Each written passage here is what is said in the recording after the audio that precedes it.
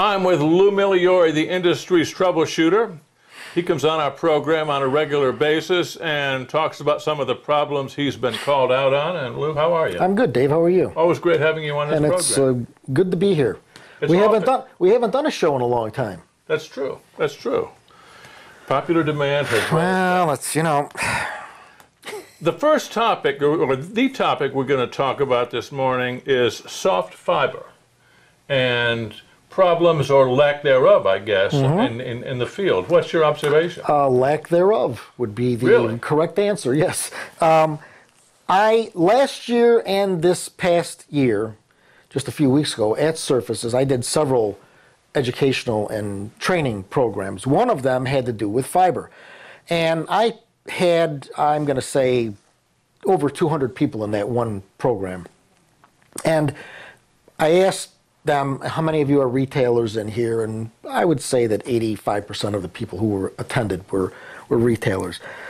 And so I asked them, and as we continued to go through the program, I said, how many of you sell soft fibers? Now, naturally, that's everybody does, because that's the latest product. And I says, how many of you have had problems with them? And not one hand went up. That's interesting. And it is, because you would expect that someone in that group had a problem. And then a hand did go up.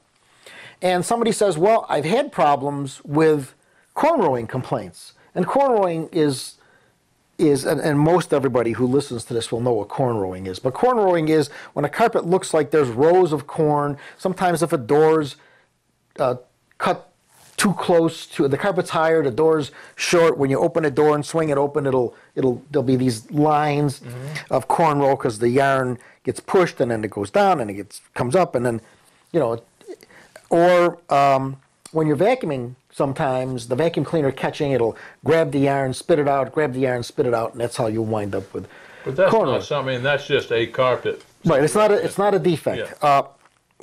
You can have a lines, which we can also call as a cornrow, where they're gauge lines, where you got a low row, a high row, a low row, a high row. But that's in tufting. That's not what they were talking about. This had to do with just the cornrowing. And one of the challenges with these soft fibers has been vacuuming them. And that was initially something that nobody really took account of. What's the problem? Well, because the fiber is so soft and supple that when you run a normal vacuum cleaner over it, it wants to grab it and suck it, and you can't move the thing. So you have to use a vacuum cleaner. Well, if it's got a brush on it or a beater bar and a brush, you have to have something that doesn't have that.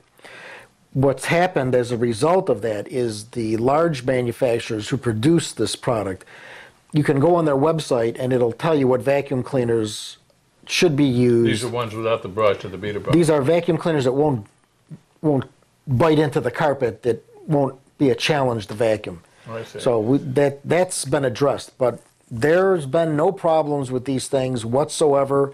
We work with the lab here all the time. They haven't seen any problems. So it's actually been a very good product. So without the beater bar or the bar, does that mean they won't be cleaned as well? Well, you're not going to get the agitation, but you'll get the vacuum. And if you've got a really good vacuum cleaner that's not agitating and it's got good suction, it'll clean it, because if you vacuum like you should regularly, and you're only taking out the dry particulate, you can do that with an upright vacuum, with a vacuum cleaner that doesn't have a beater bar brush on it.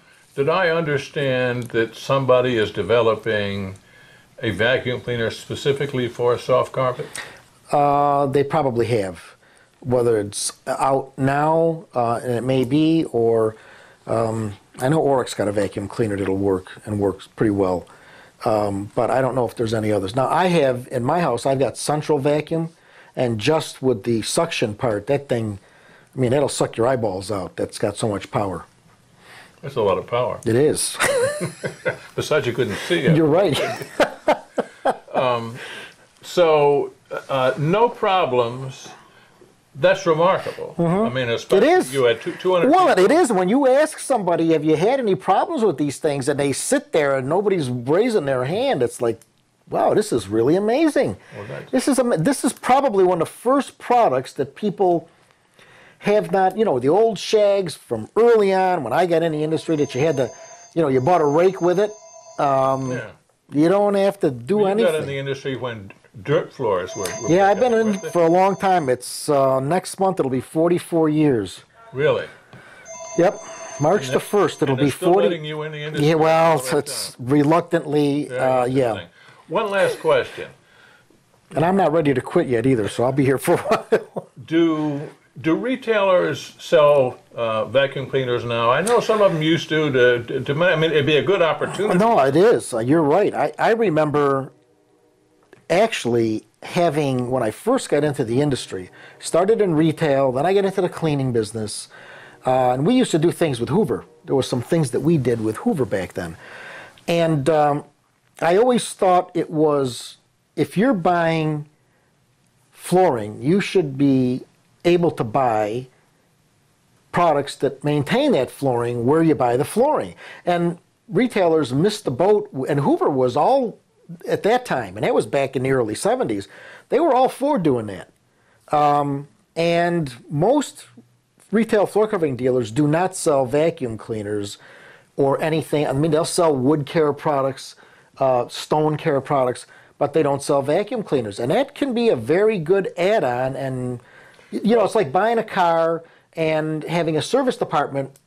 It's a jump to make that analogy, but same thing. You should be selling them vacuum cleaners for the It's another carpet. opportunity and another income Absolutely. potential for them. So it's a And then you great can sell opportunity. bags for the vacuum cleaners and keep them coming back in, but it's a no-brainer. But I don't think that very many people do it. I've never seen it where people are selling vacuum cleaners in a retail store. Maybe you can start that going again. Well, that was, you know, we've been down that road so many times, and I don't know that that's going to fly. Well, anyway, an interesting point, and I'm sure retailers all over the country are very pleased with this response. Yeah, they seem to be, and you know, even manufacturers, talk to manufacturers, and they really don't have any claims on this stuff. So it's been, I mean, other than what you typically will get with carpet, where it's soiling or anything like that, but that's a maintenance issue. That has nothing to do with the product itself and its integrity relative to manufacturer. Good place to leave it. It Thanks is. very much. You're Lou. welcome, Dave. My pleasure. Lew Migliore, the industry's troubleshooter. This is Talk Floor TV.